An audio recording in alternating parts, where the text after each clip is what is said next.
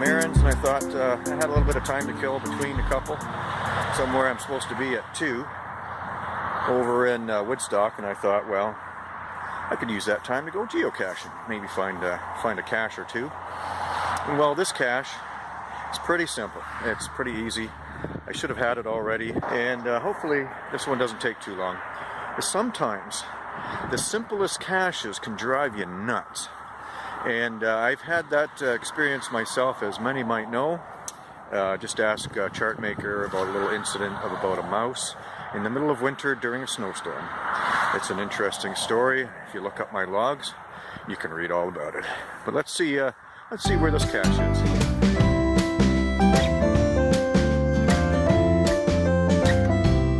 Sometimes your phone or your device might fool you, as in this case it did.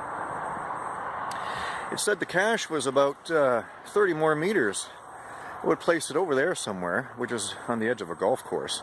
But between me and it is a little ditch that I had to cross. Then I checked the hints, and it said thorny.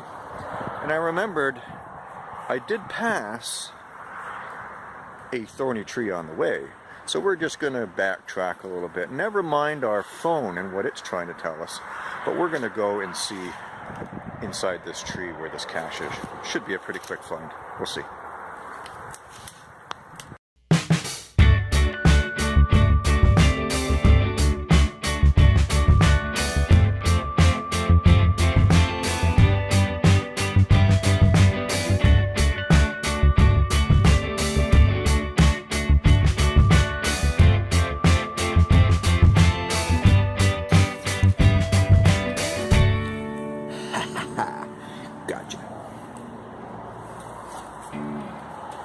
Sometimes you just gotta go, ugh.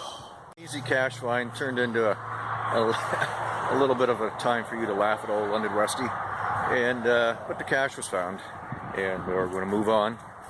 Maybe catch another cache down the road. There's plenty more to choose from. There's always another cache.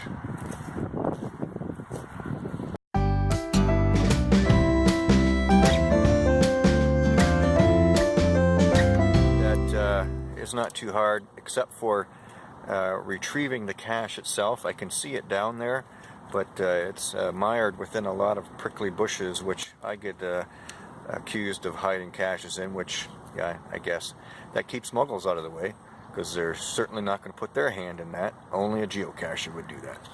So here goes. Ow. Ow. Ooh. Oh. Oh. Ah. Got it. Don't have to be pretty complicated, but you know, there they are.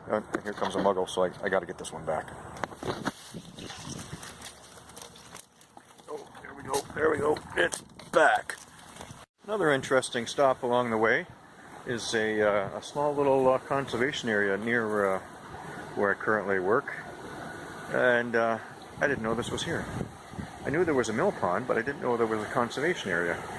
And it's amazing, you know, geocaching will take you to places you never even knew about, and that's a big comment from a lot of geocachers who've started out, that it gets them off the couch, it gets them out into the wild, and it gets them to places even near where they live. They had no idea were there.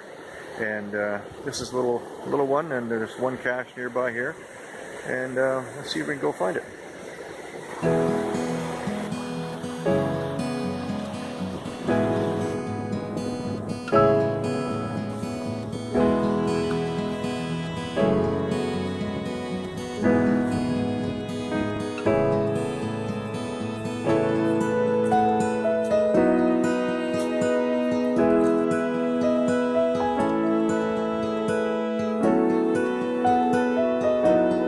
Where the GPS brings you to, and you'd figure inside that little clump of trees is where the cache would be. Here's another case where wherever it was, the cache has fallen out onto the ground. So once we sign the log, we'll just tuck it back into place. This was a pretty simple cache, so I thought, but it was quite an ordeal just getting here, just off the little pond. And nearly sucked my boots right off. And I was clean before I got here. I'm not now. Oh, yuck. Oh. Oh. Oh. Oh. Ah. If you're going to find a hole in the mud, send me. Doodles. Almost done got lost. Oh well. Glad my errands are done for the day. I had nowhere to go and look presentable. Oh well. I found the cache. Quick cache. It's in one of two places. And we'll just take a look at the hint. This one shouldn't be too hard. It says red box. That's the hint. So let's take a look. Not in there. There you go. A quick park and grab. Let's sign that one on. I think it's time to call it a day. A couple caches. That's good to go. Just a couple of simple caches. One that turned out to be a little bit more than I had bargained for, but that's geocaching. It's all in the fun. It's only dirt.